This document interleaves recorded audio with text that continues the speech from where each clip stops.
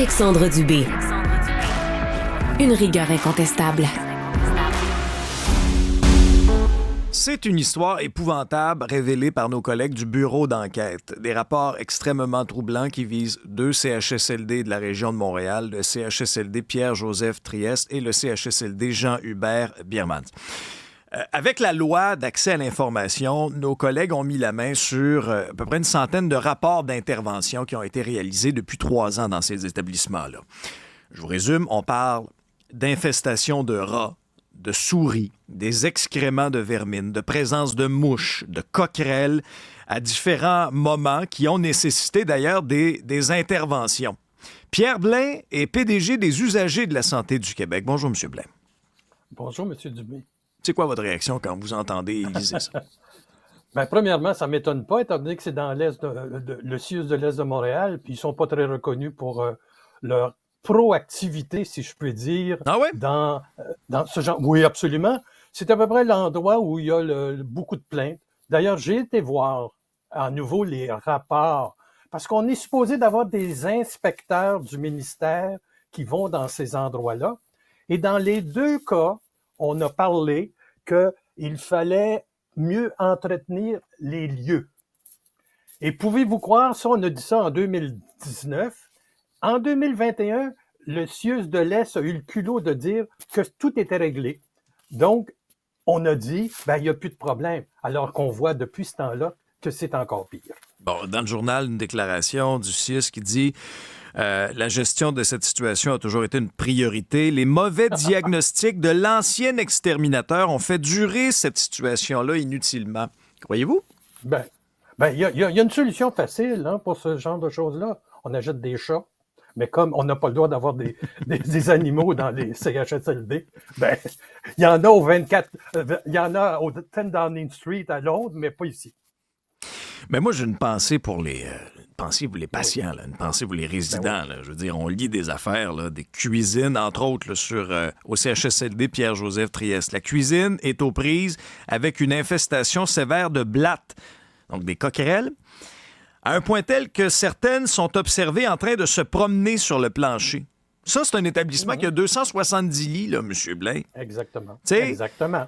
Après ça, une autre photo, je vous dis, là, si vous avez le cœur sensible dans le journal, là, des photos là, où on voit, entre autres, là, des rats. Des rats capturés dans des trappes, des souris, des mouches à fruits. Puis dans l'autre établissement, c'est pas mieux, là. C'est CHSLD Jean-Hubert Biermans, 197 lits, ça c'est sur Sherbrooke-Est. Comment ça se fait que ça arrive encore en 2023-2024, ça, M. Blain? Voyons.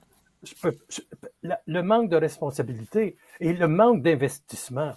Je veux dire, ces endroits-là, c'est des endroits qui sont vieillissants. Alors, plutôt qu'avoir fait des maisons des aînés à 2,5 milliards, on aurait dû investir justement pour corriger les situations. Et c'est comme ça. Malheureusement, comme je vous ai dit encore une fois, on a des inspecteurs qui vont du ministère de la Santé.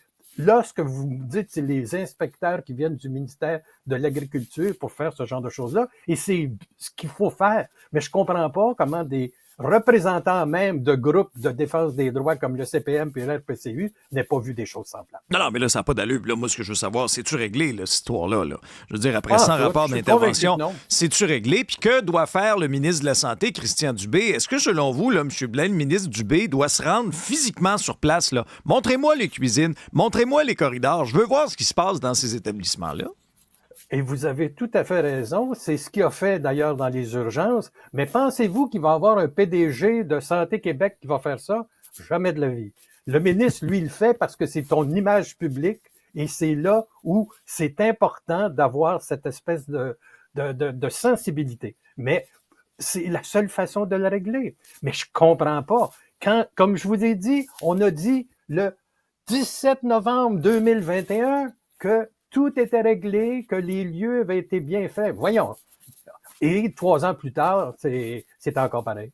Moi, j'ai témoignage aussi d'un expert en gestion parasitaire là, qui dit qu'il faut garder en tête que si on a des souris, des rats, des coquerelles, ce sont des vecteurs de maladies, là, de parasites. Et en plus, c'est une clientèle qui est vulnérable. Ça n'y rien comprendre. C'est exactement ça. Il y a des écureuils aussi, c'est la même chose. Les écureuils, c'est très dangereux au niveau de la santé.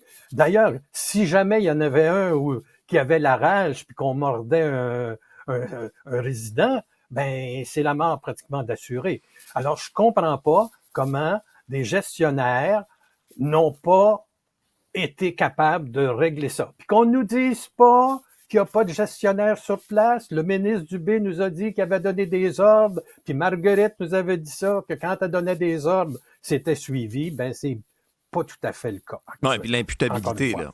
L'imputabilité. Ben Autre histoire, puis je veux vous entendre là-dessus. C'est toujours dans le journal. L'histoire d'un jeune père de famille dans la trentaine, s'appelle Olivier Baudouin. Il se retrouve à court d'assurance-emploi, même s'il n'a pas terminé encore ses traitements, là. Reçoit un diagnostic en 2023, à l'été 2023, un diagnostic de leucémie. À ce moment-là, pas le choix, là, quitte son emploi, se concentre sur sa guérison. Et là, il y a 26 semaines d'aide financière de Service Canada. Là, c'est terminé. Là. C'est terminé depuis un mois, mais les traitements sont pas finis, eux autres. Alors là, il doit trouver une façon de subsister pour les 18 prochains mois. Il y a une famille, il est papa d'une petite fille de 2 ans. Il y a même une campagne de GoFundMe. Est-ce qu'il n'y a pas peut-être matière à revoir, M. Blain, cette aide pour les gens là, qui font face à la maladie? C'est pas normal, il me semble, qu'on se retrouve là, à court d'assurance, à court de revenus comme ça. C'est déjà assez affligeant de combattre un cancer. On ne devrait pas, me semble, en plus, s'inquiéter de notre situation financière? Vous avez tout à fait raison. On appelle ça un filet social. On dirait que les mailles du filet en laissent passer pas mal. Donc, dans ce cas-ci, je pense qu'il devrait y avoir des provisions plutôt dans la loi pour faire en sorte que quand c'est une maladie, qu'on les traite différemment et surtout avec humanité. Vous avez raison de le dire, il faudrait qu'on puisse l'étendre. Et j'ai vu d'ailleurs que des partis d'opposition avaient proposé lors de la réforme de l'assurance chômage de faire justement, d'ajuster et d'étendre. Mais il faut aller plus loin. Il faut pas juste étendre, il faut qu'on ait des prévisions spécifiquement pour ce genre de situation-là. Et le bien-être social, l'autre démarche qu'il veut entreprendre pour voir, il ne pourra pas y avoir accès, malheureusement, encore une fois, parce qu'il ne répondra pas aux critères. Premièrement, il y a des rires, puis il n'est pas capable il va avoir trop d'argent pour ça. Il faut que normalement tout l'argent soit épuisé. Alors, c'est incroyable. C'est des situations qui demandent de la compassion et surtout des mesures particulières. C'est ça qu'on a besoin. Je trouve ça aberrant. Pierre Blain, vous êtes le PDG des usagers de la santé du Québec. Merci. Bonne journée.